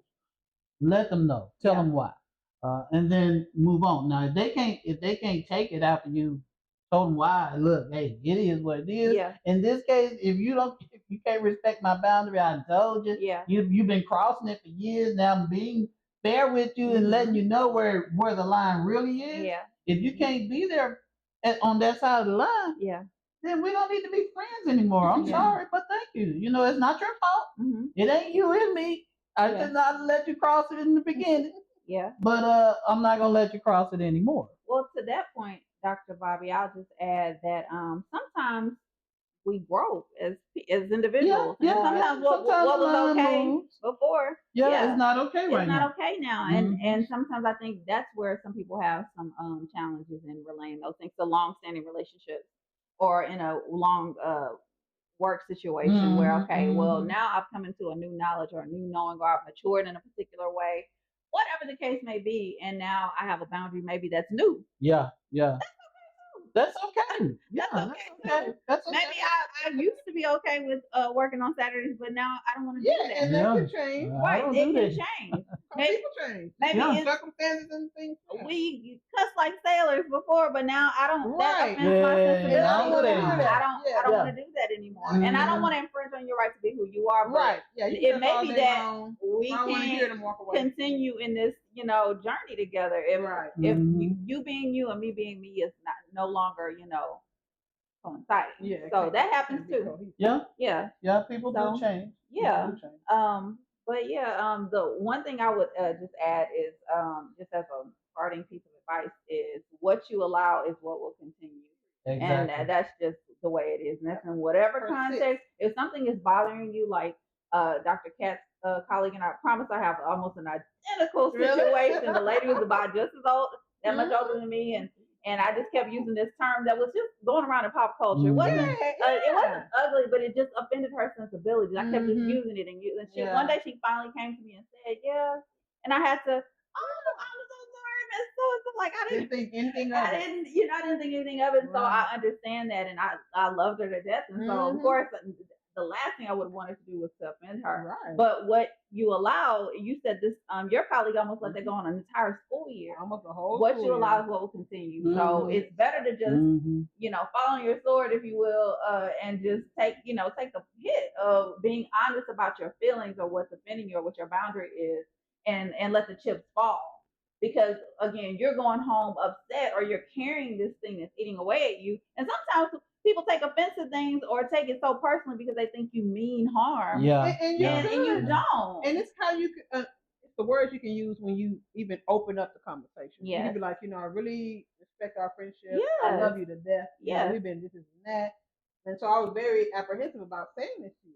But I really need. They'd be like, go ahead. Now, Yeah. mind you, you already told them how much you love them and how you Right. feel about them. Right. So they're gonna receive it back. You Yeah. know what I mean? So it's the approach as well. Yes. Mhm. Yeah, but that don't. But say it. You know what I mean? Even if you gotta, start it off that way, which is good to Yeah. do Mhm. because you're letting them know. Look, this has nothing to do with you. Everything to do with me. Right. But I need you to respect that if you respect me. Absolutely. And so you can start it off that way, but give them the whole precursor of, Yeah. hey, Yeah. I love you. This is that. Just know this is a boundary for me, and this has been really troubling me. And I'm just gonna be honest, it's a non-negotiable. They're like, what is it? Yeah. And Yeah. you tell them, they're like, Yeah. Yeah. but if you sometimes if you go right in, well, you know what? Yesterday did this, and I don't like that. And they're like, well, hold up now. Yeah. So Mhm. it could be the approach as well. You know what I mean? Because then they could be like, I want to stop doing it, but you see how she said that to me. Yeah. So Yeah. because you've let it follow up for a Mhm. whole school And now year, and now when you say it to me, You're on 10. you done lost your mind. Yeah. You know what I mean? Yeah. You gotta watch your mouth. Yeah. Take the base out. Yeah. You know? Right. So from there, I'm like, I hear you, I respect that, and I'm sorry I did all that to you, but we're done. Because I ain't like that. So don't let it become a powder keg and then it Yeah. Yeah. Yeah. Yeah. That's a good point. This is great. You guys, I Mhm. think this is a great discussion to have about boundaries, because I think it impacts all of us at some point and at different points in our lives. And so I think I hope our viewers and our audience appreciates the conversation. If you took something away from the conversation, you want to have something to add, please leave it in the comments. Let us know what you think, or something you have to share, or any questions you may have that you'd like us to sort of give And us if some you feedback know about. someone who can benefit from this conversation, share it with them. Let them see that, especially if it's someone you care about and you haven't found that way to tell them yourself. Then share it with them and let them see this so that they can get an idea about boundaries. Absolutely. Mhm. Great. Well, thank you. We can move on to our next segment of the episode. I'll throw it to Dr. Cat for this. Okay. So you know we are. We're at the segment that's called What y'all think? Well,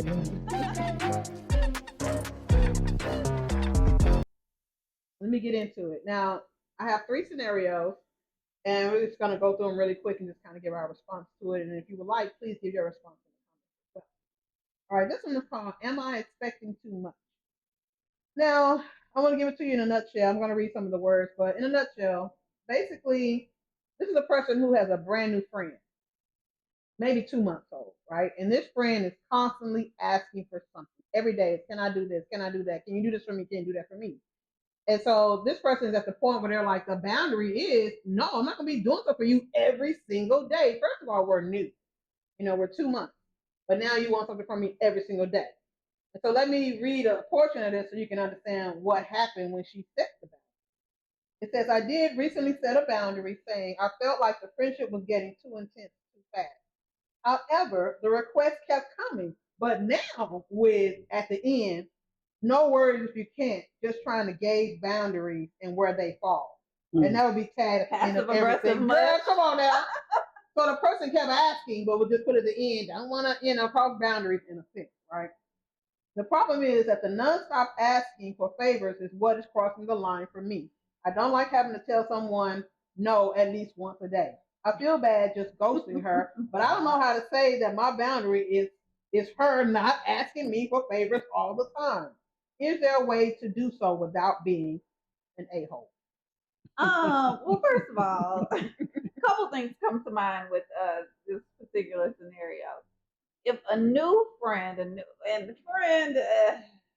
new acquaintance 2 months is asking you for something all the time, I have the question, like, is that the only reason you wanted to get to know me? Be my Because you friend? just need somebody to do stuff for you? Uh-huh. Right. That's want, and then to have this passive aggressive response.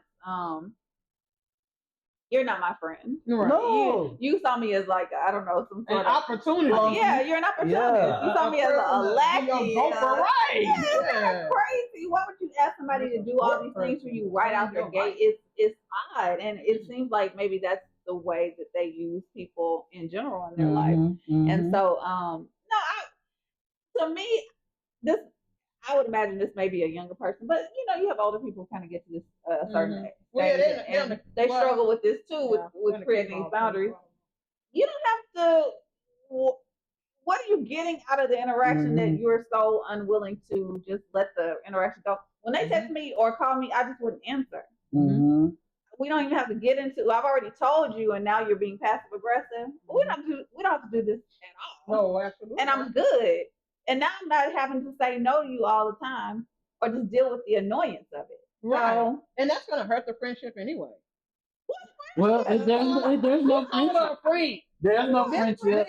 We just didn't know. What you say last week? I gotta tell them what I tell my kids. Everybody you meet is not your friend. Some people Not say your friends. friend. I don't know. But I remember having to do that too with a family member, and I had to say family member and a line.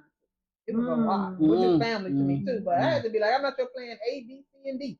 Stop calling me every time something happens. Yeah. Spread the wealth. You know what I'm saying? Yeah. And if you need help all the time, that's a whole other situation within itself. So that's a life issue.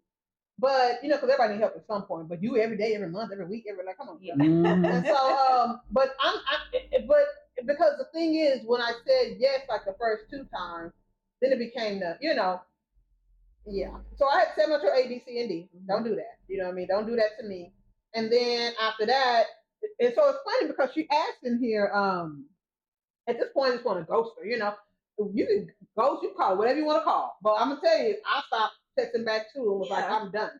Like, and no shoot the breeze. I was done at that point because I felt used. You know what I mean? And so then when it became the hey, how you doing? And Merry Christmas, isn't that? Like I said, I'd be like. Didn't go as far as blocking, you know what I mean? Because it wasn't that deep, but it was no, we're done. Because this is what I felt at that point. I felt that if I started to engage back in a conversation with you, eventually it's going to come back around to you asking me, because now we're cool again. And lo and behold, that's literally what happened with my line sister. I think I ghosted her in a sense for 3 years. Wow. Like I would see her, hello, I don't rude nothing about anything like that. But the little here and there, but then another line sister was communicating with this other line sister that I had to kind of like put to the side. So we all started communicating again. So that kind of brought her back into the fold. And then little by little, it was, hey, this is and that. Just go to advice here and there. I'm like, hey, because I'm ready to help folks. I'm sending this and that. I'm doing all of that. And then all of a sudden it's, can I get this? Can I get? And I was just like, here we go again. So I have to do it all over again. This is good this time. Yeah. Fool me once, you know how that thing goes. Well, it's just, we talked about it last week. Like, and it's like this is a person I really care about, but I can't keep doing it. But you have to create that boundary, and because some people, what did Charlie Murphy call Rick James in that episode? He's a habitual line stepper. Across the line. Habitually, he's a habitual line stepper. He's stepping over the line. All right, man, you keep stepping over the line but people only do what you allow, and so it's a lesson learned when you ghosted for a while and then come back around. Well, people are gonna be who they don't know how to be anything different. They only know how to be who they are, and so and probably don't even see where they're wrong. Yeah. Well, the whole time I'm hearing that, I'm hearing this person is a user. They're calling you every day, asking you for something or to do something for them every day. Every day. And then when you call them out on it, they're going to say, okay, well, I can't use you every day like I want to use you. So let me just see how much I can use you by where your boundaries are. And then they go on to say basically that when they say no, they come up with all these different scenarios of different ways that could still end up helping them. Oh, you don't like it that way? You can't do this? You can't do this? Oh, you're not available at 5. What about 7? Yeah. You trying to negotiate how much you can use me that way? How can you do that? Can you give me that? And then finally, it's like, okay, well, I'll go ahead and concede and understand you can't help me. I'm trying to ask you 10 different ways. Yeah, I And can then the tell next you day that. come, and then you starting all over. Nope. Nah. I can tell you that on the first look here. Yeah. My first no is that's it. Yeah. That's it right there. Oh, yeah. My uncle had I'm this canceling term. that one. He said, "You beg so I'm much, your canceling hands that look one. like cups." Listen. Yeah. Uncle Pat said, "I begging so much, your hands look like cups." Oh. Like, go get on, beat it.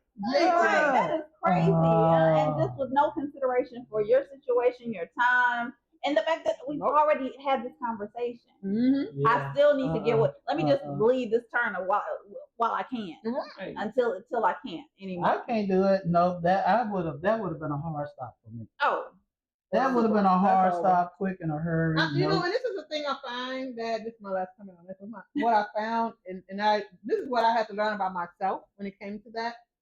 Because these two people that has done this to me twice now, I'm done. But anyway, they were going through something very emotional and something tragedy in their life, and for me, that's dear to my heart, Yeah. you know. And I'm like, what can I do to make you feel better? How can I help you? And then I do, and then you get them out that situation, and then after that, they just continue to hound you. So that was the crazy thing for me. I felt like I became like they just preyed on me in a sense, you know what I mean? Because they know how I am. They know, you know. And at first I didn't think anything of it. I'm like, I can do it, so I'm gonna do it, you know. And then the next time, oh, okay, whatever. That's not much of an act. Then the third time you be like, yeah.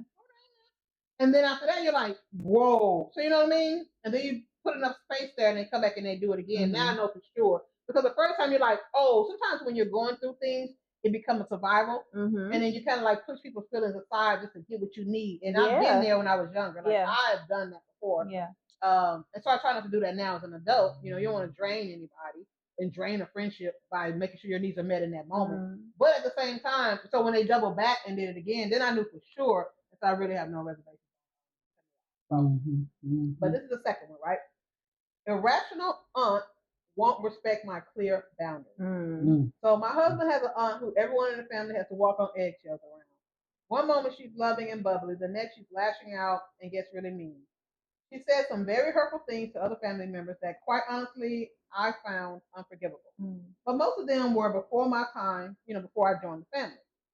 And so basically, she goes on to say she's at a phase in her life where her peace, she's not compromising her peace for anyone. She said she doesn't really, she just knew that if she, because the aunt was started making requests on her of, hey, can I come to your house? I want to come to your house because they got a new house. I want to come see you in your new house. I want to come see you, you know, and basically her nephew in a new house. And she's like, no, not that woman's not coming to this house, you know, because of she knew she was going to interrupt the peace. She doesn't know the lady to be violent, but she do remember her, this aunt, her husband's sister, she slapped her one time when she was like either between like teenage to like young adult. She slapped her, you know. She said that's the only thing I know about her about being violent. But just stuff like that alone is like I don't want that energy. Yeah, in my house. Yeah. Right. So she said the lady just fiercely like texting, calling, texting. So I resorted to not answering her text immediately, or sometimes not at all, limiting our time to family functions only, right? I only see you when I go to a function. However, they just moved into a new home and she is relentless about asking to come over. So she tried to invite herself over 2 nights ago. I politely said no. And then the next month she tried to do it again. They got some work done on her house, and then she want to say, well, can I come see the work done on the house? She kept pushing, right? And you know, with the whole, I don't care what the place looks like, you know, I said that. I don't care what the place looks like. That don't matter. I want to come see you and the children and nephew in a sense, right? So she says, do I just continue to ignore her text? Do I have my husband speak with her? I wish she was texting him instead. But as my therapist told me, this aunt likely comes to you because she knows she will get an emotional response, which sounds like what the aunt wants. So basically, she's going to you because she knows he's gonna shut it down. But I can get in there through you, So she's saying, what should she do? Fight the good fight. Keep doing what you're doing. Yeah, listen. Let your no's be no. Right. Let your yays be yay. You don't show the no. Now, what you could do just to completely dead it is just because you keep just rejecting these, ad hoc, intermittent. If you just put your foot down, and this may be uncomfortable, but I'm not comfortable having you in my home. Right. And it's, because of A, B, C, D, whatever the Mhm. case. And you could just it's a for all time. So instead of having to deal with this, Right. Let the fallout be the fallout. yeah, Just let look because it just sounds know. like you don't ever want this lady at your house. Yeah. So why keep Look. playing around with it? And you don't have to have them there.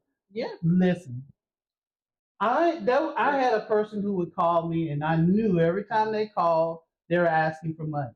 So whenever I saw their name on call ID, instead of rejecting, I would answer the phone and say, "Ain't got no money." And they knew. That's how you answer the phone? Yeah, that's how I got. Look, no, bro, I would answer the phone and say, "I ain't got no money." What they would say? Look, man, I wouldn't even. Okay, well, it's good. You wouldn't even. Cause what you want? Yeah, we can kick it down. We can kick it. You ain't asking for money. Cause every time I see your name on my phone, you asking for money. Your hands like cups. Yeah. So every time you get a call from that aunt, I would answer the phone and say, "No, you can't come over." Yeah. Now what you want? Yeah. Put that out there 1st. Mm-hmm. So there's no ambiguity. Yeah.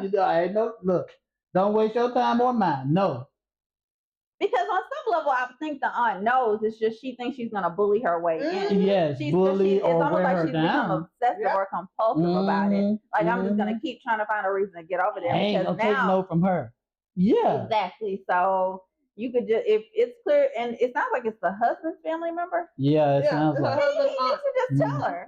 Let him handle it. And then Yeah, she yeah. said, she asked, should I have my husband? Absolutely. Yeah. Yes. Because that's his family. Yes, To me, that's that's his how family. it works. Like if it's on my side of the family, then I'll handle it. Yeah. If you don't feel comfortable handling it. But if you do, go right ahead. Because I don't care about that either. Yeah. And then, and vice versa. Let him handle it. Now, if he's saying he won't handle it, then go ahead and handle it. You know what I mean? Yeah, If he said he will, then let him do it. Let And him be do like, it. listen. Yeah. But this is the thing, too, because that gets real tricky. And me, I don't care. Because, I've been married before. So I didn't care about the in-laws and what they thought. You know what I mean? But there has been a healthy relationship there with the family. But I don't want him to go to her and be like, well, my wife don't feel. No, we don't feel. Yeah, You're not in front. I agree with that. I agree with that. Because I'm still going to these functions, and I'm just going to be mad at both of them. Mhm. Not just me. You know what I mean?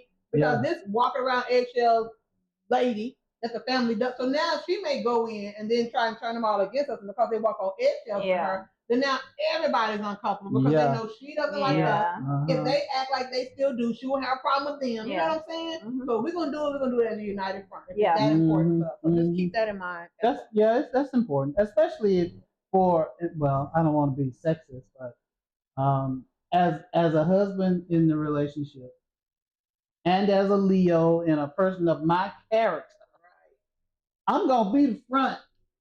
I don't care who's mad. I can be the only one you mad at. Right. I'm gonna be the front. Yeah. I'm gonna be the shield and the sword in my house. You better know. You better cover your wife. You better come on. Well, I got that. Family I got that. And my ex-husband be like, well, we gotta go. Tell them I don't want to go. Hey. I don't want to come. Yeah. Let them know it's Yeah. me. Yeah. It's your family. You should go, but I don't want to talk. Yeah. And you can let them know it's me. I don't care how they feel about me. Now, of course, he cared. Yeah. But I didn't. You can have another one, but and then go. Look, yeah. All right. So last one. This is work related. Coworker. It's, what can I say to an unkind, rude coworker? So basically, you have a person at a new school. This is a school, right? Mm-hmm. And you already know about teacher culture and all that, right? And principal and all that. New to a school, well, have been there for 3 years, but still feels new because other people have been there much longer. Have these coworkers that just rude and disrespectful, in person and in an email. And then like she has all this experience, right? And they don't have as much, but they have her do simple, like they try and degrade her and be like, hey, you should go in there and pick up the paper in that bathroom. Like if you see it on the floor, pick it up. Like scrubbing toilet. Menial things. Yeah, try, but to me that's like bullying. That's what it sounds like to me. But hazing, they're hazing her, And like we grown. Yeah. So but in one situation, she one of her coworkers walked up to her and asked her a question. She was getting ready to respond to the question, and it's like, and she yelled at her in front of everybody, I'm speaking right now. right? Cuts her off. Ooh. Oh, trigger. Okay. So while I'm trying to respond to her statement and respond to the fact that she's giving me all this grunt work, because this is the same coworker that's trying to give her all the grunt work, right? Even though she's way more qualified than she is, right? And then she goes on to say, basically, it infuriates her. It makes her feel like she's a dog. She said, I truly believe I can learn from anyone, and that every job is important, and no work is basically beneath me. But I will not unclog a toilet or scrub poop, etc. And a school. In a school, girl. I believe this is because I work. Because before she got there, she worked in the service industry. She's thinking that's why they're like trying to take it on that as a young professional, right? She said, "What advice do you have for me? I am tired of going home emotionally drained from how two of her colleagues speak to her. Unfortunately, the ones who I have who's on her team. So that's another thing too. Like she's on a team with these two people. So this is your day to day, right?" Yeah. She said, "I researched and found a few things that says I should say something to them like, could you repeat that? Or even simply say, I speak with you. I speak to you with respect. So as your colleague, I expect and deserve the same back, right? So last year, 9 new people came to the school because 18 quit, right? I feel like my school culture is horrible. Yeah, it is toxic. It's horrible to newer professionals. So these are people new. But you know how you go and it's your second career? Yeah. And so they're treating you some kind of way because you're new to teaching. That I am on my 3rd year in this specific setting. I appreciate any advice you might have. Girl. What y'all got to say? Well, I'll tell you this Wow. right here. First of all, having been an educator for about 30 years, they need you more than you need them. Look here now. Don't let them walk on you. No. Stand up for yourself. And I believe, and I don't know those people, and I don't know, where their hearts are, but I believe wrong people know what they're doing when they treat you a certain way. You don't have to explain what they're doing and how it impacts you. They already know, but they don't care. Right. So look here, you just cut to the chase. Look here, shout. I ain't doing that. Yeah. And I'm not fixing to be too many of these. Right. And I'm not fixing to be yelled at. Right. Well, and then you find yourself a new job. There you go. But Look this is the thing. That ain't the place for you. I just had this conversation with my line sister, like literally, what's today? Wednesday or Thursday. And in the end, I was like, girl, get another job. But the person who is like her supervisor, not her boss, but the supervisor of the department that the she's team in. lead. It ain't even a supervisor. It's the department lead. Oh. So it's a department lead, and then it's a compliance person, right? No. Those two together are basically giving her help. Now, the department lead is over both of them, right? But doesn't really have a backbone. So since they're buddy-buddy with the compliance person just come up with all these crazy, stupid rules that you put parameters on teachers, right? And then since the department chair doesn't have a backbone, they allow this to go down. So now you got this person who's uneducated in what they're doing or not in touch with teacher schedules and stuff, and then tell you that you got to do stuff that lasts longer than you should. You know what I mean? You get what I'm saying? It's like the parameters of, I don't know what a teacher day-to-day is, so I'm going to put these unusual expectations on them, and they're telling you they can't meet them because they can't basically do their job, but you're like, whatever, this is what I want because it makes your job easier. These people, she says, don't like her. I've talked about her before. They're one of those people like, because you know how I am. I'll get up and I'll say what I gotta say, and then I get thrown under the bus and nobody come with me. Everybody complains. I'll go with you there. Everybody complains. Oh, I know you will. I'll turn that bus over. We have. But I'll stand up and say what I gotta say, saying what the masses want to say. And then when they start looking at me and, so you gonna do this and that, and so you don't think this and that, you don't want to be a team player, you don't want to, and then everybody kind of, all of a sudden you find yourself standing by yourself. So she's that person because she said what she has to say. So these people have already determined that they don't like her because of that. Like, who do you think you are to buck the system? So now she's like, well, what should I do? I was like, first of all, this is what I would do. Are those your bosses? No, they're not. All right. So that's already what we talking about? That's already a next. Yeah. What we talking about? Because I don't know who you're talking to. Yeah. I said, and she said, well, I'm going to go to my principal. I said, before you do that, have you even told them? Have you even told them that this is unreasonable, you cannot do it? And she was like, yeah. I said this to them. I said, so there you go. Now you can insert the boss. Yeah, right? now you can I said, so I would go to the boss and be like, listen, I don't mind working. Let me start there because I already know when I tell you this, the other two might come to you and paint a picture like she just don't want to work this and that. That's not it. You're asking me to have a schedule that is unreasonable. You're asking me to only take care of certain kids and not others. I can't do that. That's not my job. They're telling me to do a certain schedule. All I'm asking is they show me how to do that. Yeah. If they can show me how to do that, then I'll absolutely do it. But right now, they're not showing me. I don't know how to do it, but yet they're going to show up every day looking for me to be, in this particular schedule. And so to me, I said, first of all, that's a boundary that you set. You know what I mean? You set the boundary like, hey, I'm not doing this. First of all, it's not even in your job description. Nope. It's not even in the documentation that tells you how much time you spend on certain things.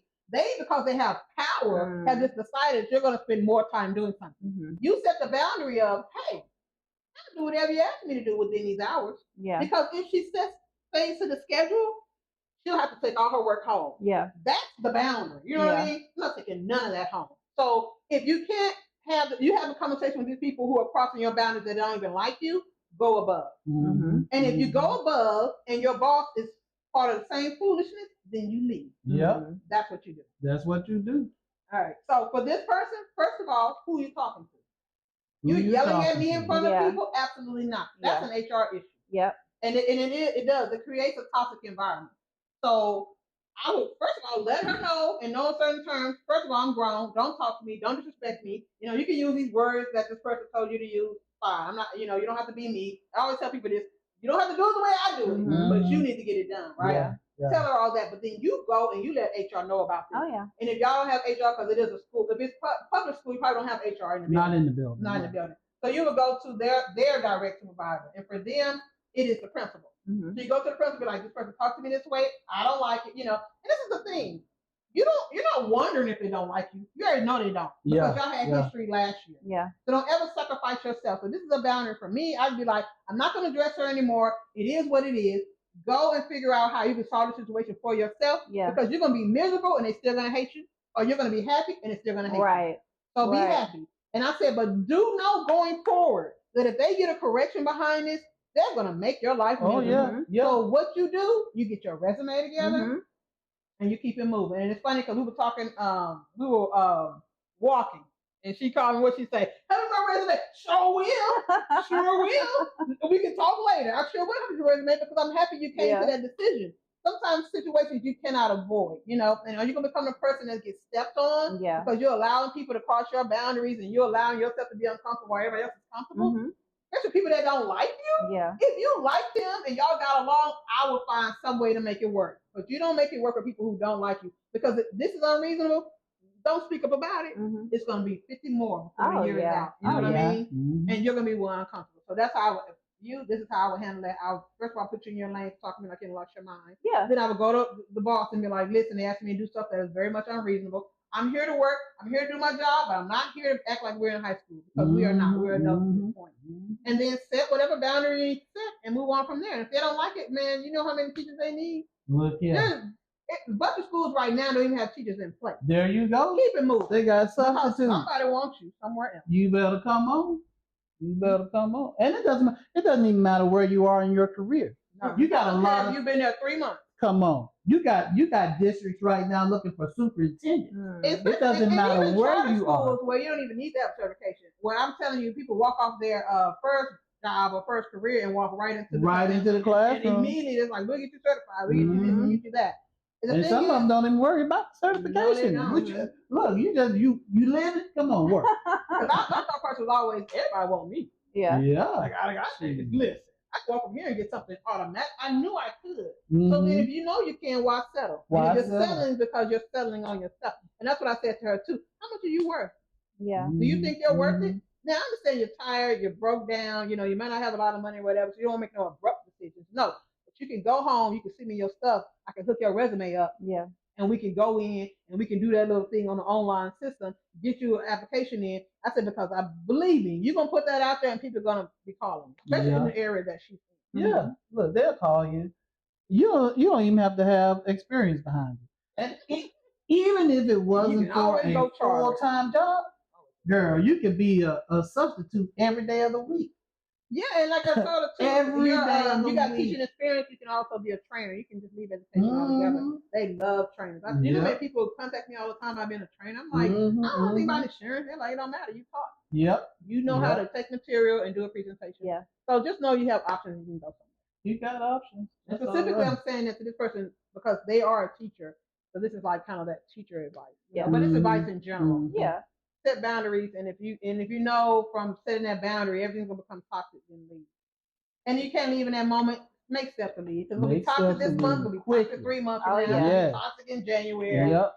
So at least while it's toxic, you can walk around with a smile because you know it's temporary, Mm-hmm. and you can do what I did. I don't work here no more. Now, if it were I, which it wouldn't be, because I would set my boundaries up in a minute, and they know Dr. Bob don't play that. But if it were I'd stop going to them meetings.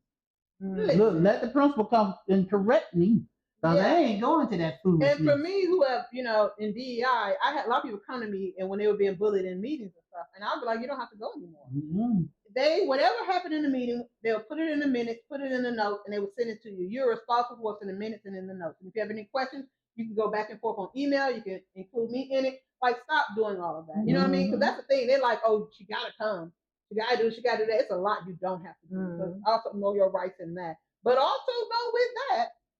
Because I always tell them once it's exposed, it's exposed. Yeah. You know what I mean? And there's no going back. And we can make them act a certain way, but the energy is gonna be so off. And then they're gonna do the stuff like kind of like isolating you. You know, it becomes just very toxic. Mm-hmm. So set the boundary and go ahead and leave because set the boundary or not, they still don't like you.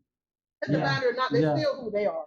Yeah, and if when they don't like it, it's still gonna be passive aggressiveness. And gaslighting. Either way, it's look, you don't want that. Microaggressions. You don't want that. Oh yeah. If you're gonna spend 8 hours of your day or more with a particular 80% person of or your group, life.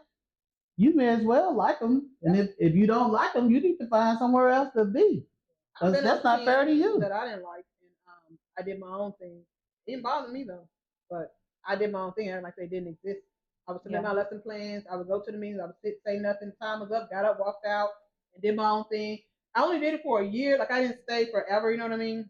But if I was on that team, and I was like, you know what? I'm just gonna ignore them because they didn't push back on me. Mm-hmm. If they pushed back on me, I would have made a more abrupt decision. But I was able to in that space to just kind of walk away from them and be like, okay, well, we're not cool, we're not friends. We're just gonna do this and keep going. They would keep eat lunch and all that. You think I cared? I didn't even like them. So who cares? You know what I mean? And but then they would still go and continue to complain about me and stuff when I literally didn't even interact with them because people are gonna be who they are. There's nothing I could have done to make it better, so I made sure I was happy and I was elated. Well, anybody have anything to add? No, that was great. Yeah, look, you got my juices flowing. Boundaries. So important. Boundaries are so important.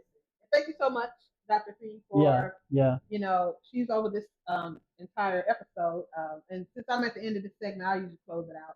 So again, thank you so much for this. Boundaries was, as you can see, what are we at? 141? An hour and 41 minutes. We had a lot to say. But we're going to end this, and thank you so much for joining us. And again, we are Doctor It Up. And we'll see you later.